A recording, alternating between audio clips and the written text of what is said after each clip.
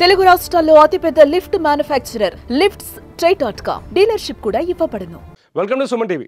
నేను కొడితే మామూలుగా ఉండదు, గూబ గుయ్యి వంటది అని చెప్పాడు కేసీఆర్. చాలా రోజుల తర్వాత మీడియా ముందుకు వచ్చాడు. నిన్న జహీరాబాద్ కార్యకర్తలు వచ్చినప్పుడు వాళ్ళతో సమావేశం అయ్యారు. ఈ సమావేశంలో హరీష్ రావు కూడా ఉన్నారు.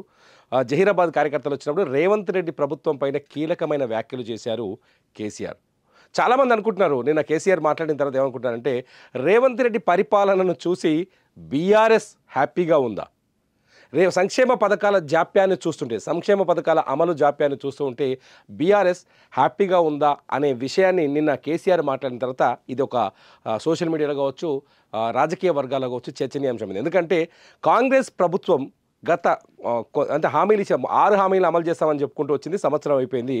కానీ రైతుల విషయంలో కొంత వెనకబడిపోయింది అనేది చెప్పక తప్పదు. ఎందుకంటే రైతు భరోసా గురించి ఆలోచిస్తే రైతు భరోసా జనవరి 26వ తేదీనే మొదలుపెట్టారు. కానీ ఇంకా గ్రౌండ్ లెవెల్కి వచ్చేసరికి రైతు భరోసా అమలు ప్రక్రియ పూర్తవ్వలేదు.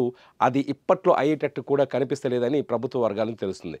రైతు భరోసాకు సంబంధించిన డిజిటల్ లాకింగ్ అంటే ఇవాళ పేపర్లో కూడా చూసాం మనం, రైతు భరోసా కావచ్చు, లేకపోతే మహిళలకు 2500 ఇవ్వడం కావచ్చు, లేకపోతే రుణమాఫీ విషయంలో కావచ్చు, ప్రతిపక్షాలు చేస్తున్న సవాళ్ళని ఎదుర్కోవడంలో మాత్రం రేవంత్ రెడ్డి సర్కార్ కాస్త వెనకబడినట్టుగా కనిపిస్తుంది. ఎందుకంటే ప్రతిపక్షాలు కూడా కాదు, ప్రతిపక్షం అని చెప్పాలి. ఇక్కడ బీఆర్ఎస్ సోషల్ మీడియాలో చాలా స్ట్రాంగ్గా ఉంది.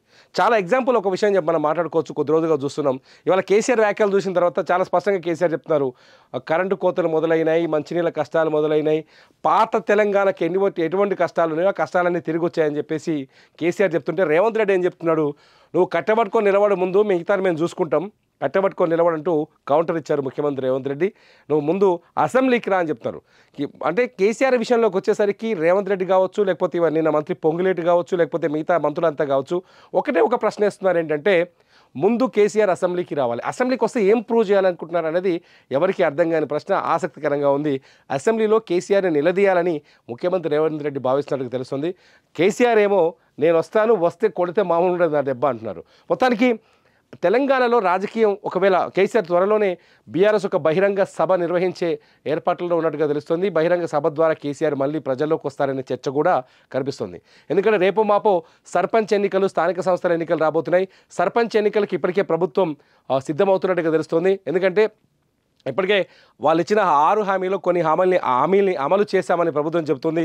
రైతు భరోసా కావచ్చు, రుణమాఫీ కావచ్చు, లేకపోతే ఇందిరమ్మ ఇళ్ళు కావచ్చు, రేషన్ కార్డులు కావచ్చు, ఈ విషయాలన్నింటిలో ప్రభుత్వం కాస్త ప్రజల్లోకి వెళ్ళాము, ప్రజల నుంచి మాకు పాజిటివ్ స్పందన వచ్చింది కాబట్టి ఇప్పుడు సర్పంచ్ ఎన్నికలకు వెళ్ళే అవకాశం ఉందని ప్రభుత్వం భావిస్తున్న తరుణంలో కేసీఆర్ మళ్ళీ ప్రజల్లోకి వచ్చే ఆలోచన చేయడం, బహిరంగ సభకు బీఆర్ఎస్ సిద్ధమవుతూ ఉండడం, ఆ సభలో కేసీఆర్ వస్తారనే ప్రచారం జరగడం అంతా చూస్తుంటే తెలంగాణలో రాజకీయం రంజుగా కనిపిస్తుంది. మొత్తంగా కేసీఆర్ని అసెంబ్లీకి తీసుకురావాలని కాంగ్రెస్ ప్రయత్నిస్తుంటే నేనొస్తే మీరు తట్టుకోలేరని కేసీఆర్ చెప్తున్నారు. మరి మీరేమనుకుంటున్నారు?